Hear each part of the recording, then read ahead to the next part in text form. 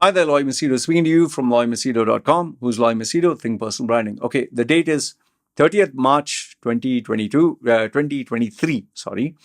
Time right now is 2:22 in the afternoon. Yeah.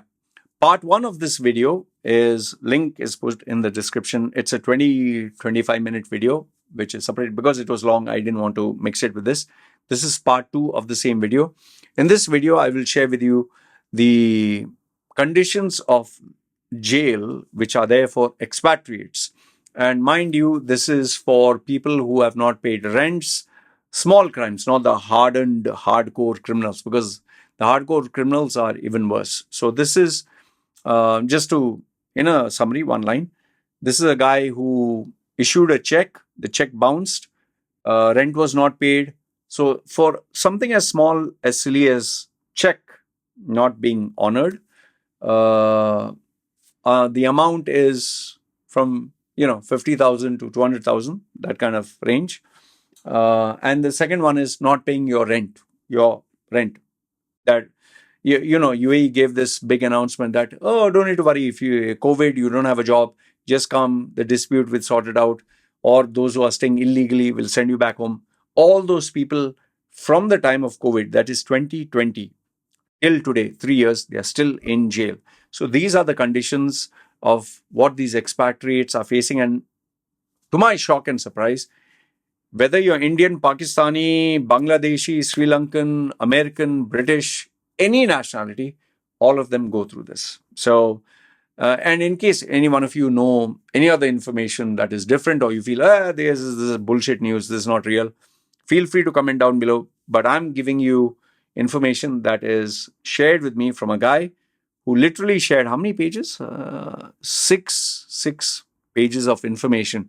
So I don't think he is bluffing or wasting time unless he's jobless. So use your discretion and decide whether what I'm saying is true or false. And let's move on. Okay. So these are how many points? 14 points. Okay.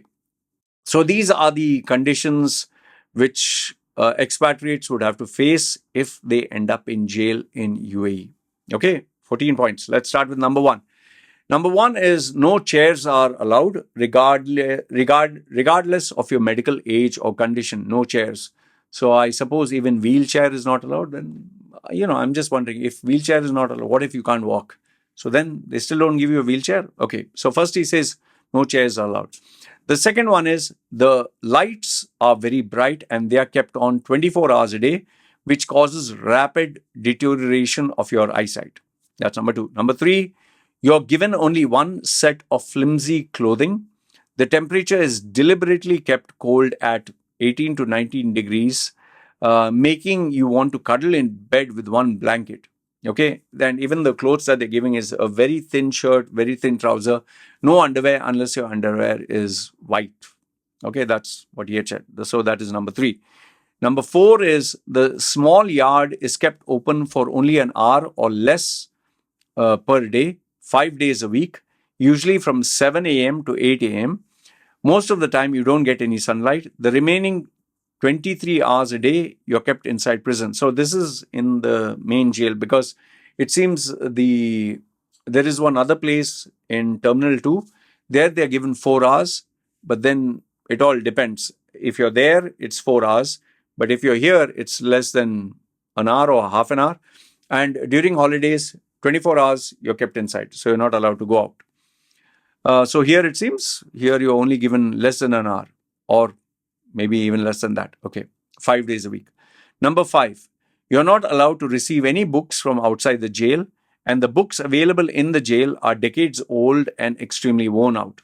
He didn't mention which languages, so maybe I suspect it is maybe old English books or predominantly Arabic books. Okay. Number 6, you're not allowed to have eyeglasses unless they are prescribed from inside the jail. Yeah, because people can use, it as a weapon and all that. And you must buy them with your own money inside the jail, which can take months to process and cost you $200 for a pair of simple glasses. That would cost a fraction of the amount outside the prison. And also remember, glasses, they can use the glass and, do all crazy stuff. Okay. Number 7. The food portions are extremely meager and very unhealthy. Most portions consist of half a hot dog or 150 grams of fried chicken, handful number of kidney beans. The rest of the time it's lentil soup or noodle soup with each meal. You're given one pita bread and everyone suffers constant hunger. The other videos that I made about Dubai jail, some of them they give them stale bread, some of them given even old rice. Okay, and many a times they just give little bit of curry, which is very Indianish, I guess. In some cases, there's no taste also. So, and I was even told in some cases it's very diluted with water. I think that is based on who's the supplier. Okay. Number 8, the monthly expense allowance is also very tight. If you have the money, the cost of goods from inside the prison supermarket is very high for vast majority. This is true across the board. Everyone has told me this. Whoever has seen jail, you're given nothing and you have to buy everything, including soap, shampoo, disinfectant, flip-flop, cups, and tissues. By the way, it's not just poor people who are put in jail. I even personally know of a client, very rich guy, but he made, I don't know, some very powerful guy very unhappy. He was maybe a few years in UAE. He was put in jail without a trial for nearly a month. And finally, obviously, he had to cough up a lot of cash and he had to kiss the ego of this guy. Finally got out and he also experienced the same. And imagine that guy is better off. He left UAE never to come back. Okay. The monthly expense allowance is also very tight. This is number 8. Yeah, okay. Number 9. In most chambers, there are between 400 to 500 inmates. That means if the capacity is 200, they put double or triple the amount. And the number of telephones available is just 3 or 4 for the entire group. Fighting over the phones is endless. Telephone operates between 6 a.m. to 9 p.m. The cost of making the telephone calls is also very expensive. They consume half your weekly allowance. International calls cost $2 per minute. Number 10, cockroaches are everywhere. When you sleep, they crawl all over you. And any food that is left outside is immediately attacked by these cockroaches. I thought these places were clean. That's at least what I assumed. Okay. Number 11, if you ask anyone about anything, you're lucky enough to get someone who will give you information.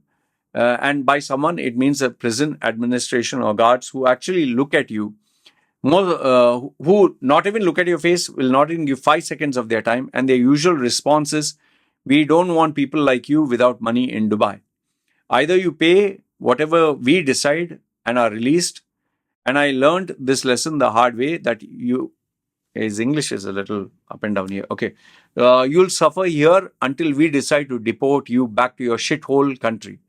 It is very different from the land of tolerance and easy happiness from what you think you're living. So, what he's trying to say here is don't fall for the glamorous image that they show outside, obviously in media and all that. The reality is totally different. Here, I'll just say that, see, listen, if you follow the rules, if you have enough money, you're in the good, life is good. But if you break rules or you make any mistake, and you don't have money, then you're absolutely jacked. Okay, number 12. No one is ever released on the date of completion of their sentence as stipulated by law. It is very common for inmates to languish for weeks or even months before they are released or deported, even when their crime is as simple as an overdue rent. I think this is mostly applicable to people who don't have money. If you have the full money and you pay, I think there is no problem. Including the extras. But if you don't have money, then obviously your life is miserably ruined. Number 13, this obviously causes people to lose their jobs while incarcerated, even for a few days. And what compounds their suffering is the added loss of jobs and financial problems and financial commitments. So once you get jailed for anything, obviously the owner is not going to wait for you, or the company likes to wash their hands and say, we have nothing got to do with this guy. So there you lose your job. Then your credit card, your loans, your house rent, your checks, all that get compounded, and then you're actually trapped unless someone clears up all this. Only then you can go. That's why I tell people, don't think that without money, you go to UAE, life is going to be easy. And once you're in UAE, don't think that, this buy now, pay later, all these flexible options. No, they are all designed in a way that can destroy your life. Even Itisalat and Itisalat and do incomplete payments can land you in serious trouble. Many guys call me, oh, I took a check, I took a credit card, I took a loan from this place. If I come to Dubai, will they catch me? My dear friend, the Middle East is one single unit. If the bank finds out you have landed and they know that you have X amount of money, definitely they want. You think, there are people who are going to give you a free lunch, and then there are these idiots who say, Loy, I'm planning to come to UAE. They book a session. I'm going to come to UAE, take a loan, and I'll run away. I tell them point blank, listen, I'm not going to give you advice for doing illegal stuff. And if you dare do that, you will get caught. Don't think there's free lunch. And for anybody who has taken a loan and run away, you are always wanted. It's just a matter of time before you get caught. I'm telling you as it is. I do not support or endorse breaking the law and doing illegal stuff. I'm sorry, but I don't. Last but not the least, there is no free legal counsel at any stage, and the whole system is very complex and costly. I 100% agree with this. I personally know even people as simple as a divorce can cost them upwards of 30,000 dirhams, which is not small. I don't know if you feel it's small. Just a simple divorce. Even when you can't pay for your own lawyer, you're likely to be shortchanged, as there are many of the law firms use low-paid Egyptian or Sudanese paralegal individuals to carry out most of their legal work and make sure that they maximize their profits, which is very obvious. In fact, in my videos where I put even medical doctors in UAE, they will literally discuss before the operation, what if we amputate his finger? Will we get more money? Can we charge more money? They actually discuss this. You can watch my video, Loy Machedo, about medical horror stories or UAE horror stories of medical. These doctors actually exist. And I came to know from a surgeon who was there in the hospital where they discuss, what if we amputate his fingers? Healthy fingers, amputate. We can charge 10,000 dirhams for it. Serious, not joke. They make you go through all this stuff so that they can make money out of you. They treat human beings like, like dead bodies. It's just like meat. There's no independent oversight on lawyers. There's no human rights. And the primary motivation is to make as much money as possible out of your situation. So anyway, these were the 14 points. The rest of the points is what I mentioned in the previous video. The links are put down below. So why am I sharing this? Is not just to scare people who think that they can come to UAE and they can get away with a crime or criminal activity or not pay expense. It's to make you aware. Don't think that you can get away doing rubbish. At the same time, don't think that UAE is, oh, this country loves us so much. Hey, Habibi, come to Dubai, all that Instagram. No, it's not the case. Anyway, I wanted to give you a dose of reality. Let me know your thoughts in the comments below. You agree, disagree?